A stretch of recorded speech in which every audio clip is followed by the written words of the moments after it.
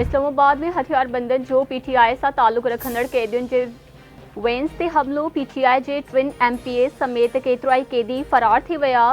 संगचानी toll plaza वेझो 18 खां 20 हथियारबंदनि कैदियुनि जे टिन veins ते हमलो करे ॾिनो। वेन्स में 82 जवाबदार मौजूद हुआ, जिन खे पेशी खां पोइ अटक मुंतक़िल कयो पियो वञे। वाक़े खां पोइ पुलिस कार्रवाई करे फरार थी वियल कैदियुनि खे ॿीहर गिरफ़्तार करे वरितो। IG इस्लामाबाद अली नासिर रिज़वी जो बयान संदसि चवण आहे त कैदियुनि जी वेन्स ते हमलो कंदड़ 4 जवाबदारनि खे गिरफ़्तार कयो वियो आहे, जिन में हिकु सूबाई वज़ीर जो पुट भी शामिल आहे। पाकिस्तान के डिफॉल्ट थियण जे वेझो पहुचाईंदड़नि जा ख्वाब भोरा भोरा थी विया आहिनि। गुज़िरियल 2 महीननि खां करंट अकाउंट सरप्लस में आहे।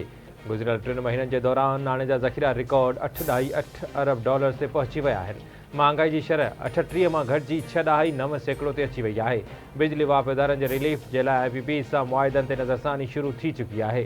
ईंदड़ कुझु ॾींहंनि अंदरि मईशत जे बहितरी जे हवाले सां वधीक ख़ुशख़बरियूं मिलंदियूं। स्टॉक मार्केट तारीख़ जे बुलंदतरीन सतह ते पहुचण ते वज़ीर आज़म शहबाज शरीफ़ जो बयान। चवे त स्टॉक मार्केट में तेज़ी मुआशी टीम जी अणथक महिनत जो नतीजो आहे। 26वीं आईनी तरमीम इत्तिफ़ाक़ राय सां मंज़ूर थी। PTI मौलाना फज़लुर रहमान जे मसवदे ते इत्तिफ़ाक़ कयो हो। अदलिया जे कुझु मौज़ूफ़ जजिस तारीख़ जो बदतरीन इंतकाम पीपल्स पार्टी खां वरितो। पीपल्स पार्टी कॾहिं कंहिं जे ख़िलाफ़ मुहिम नाहे हलाई। PTI 26वीं आईनी तरमीम खां पोइ ॿीहर मुहिम शुरू कई।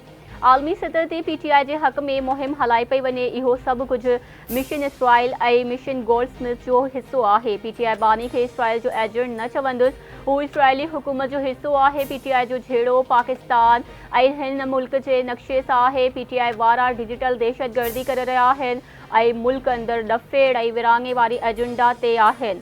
सिंध जे सीनियर सूबाई वज़ीर शर्जील इनाम मेमण जी प्रेस कॉन्फ्रेंस। जेको कानून ते अमल दरामद नथो करे उनखे सबक सेखारणु ज़रूरी आहे। अवाम जे फलाह ऐं बहबूद लाइ क़दम खयां पिया वञनि। ॿारनि जी तालीम लाइ टेक्नोलॉजी जो सहारो वठणु ज़रूरी आहे। तालीम वधाइण लाइ डिजिटल स्कूल खोलिया पिया वञनि। सिंध जे वॾे वज़ीर सैयद मुराद अली शाह जो कराची में कॉन्फ्रेंस खे ख़िताब संदसि चवण त इज्तिमाही कोशिशुनि महिनत ऐं जज़्बे सां डाउन सिंड्रोम जे माण्हुनि जी मदद ऐं बाख़्तियार बणाए सघिजे थो। कराची डाउन सिंड्रोम प्रोग्राम इन सफ़र में अहम किरदारु अदा करे रहियो आहे। असांखे इनफ़रादी ऐं इज्तिमाही तौर ते मुआशिरे जी बहितरीअ लाइ कमु करणु घुरिजे।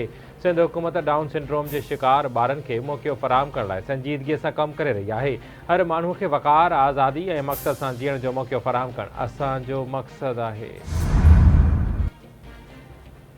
सिंध हुकूमत सूबे जे तालीमी इदारनि ऐं इस्पतालुनि खे शमसी तवनाई ते मुंतक़िल करण जो ऐलान करे छॾियो। सीनियर सूबाई वज़ीर शर्जील इनाम मेमण जो चवणु आहे त सिंध सोलर स्कीम समेत केतिरनि ई तरक़ियाती मनसूबनि ते कमु जारी आहे। 656 स्कूलनि ऐं 211 रूरल हेल्थ सेंटर्स खे सोलराइज़ कयो पियो वञे। 2 लख ख़ानदाननि खे बि सोलर सिस्टम ॾेई रहिया आहियूं। कराची सेंट्रल जेल खे शमसी तवनाई ते मुंतक़िल कयो वियो आहे। तवनाई वारो वज़ीर नासिर हुसैन शाह पूरी मेहनत सां कमु करे रहियो आहे। वापदा जी नाअहली सबबि बिजली जी सप्लाई मुतासिर आहे। सिंध हुकूमत हारी कार्ड ते 20 अरब रुपया ख़र्च करे चुकी आहे।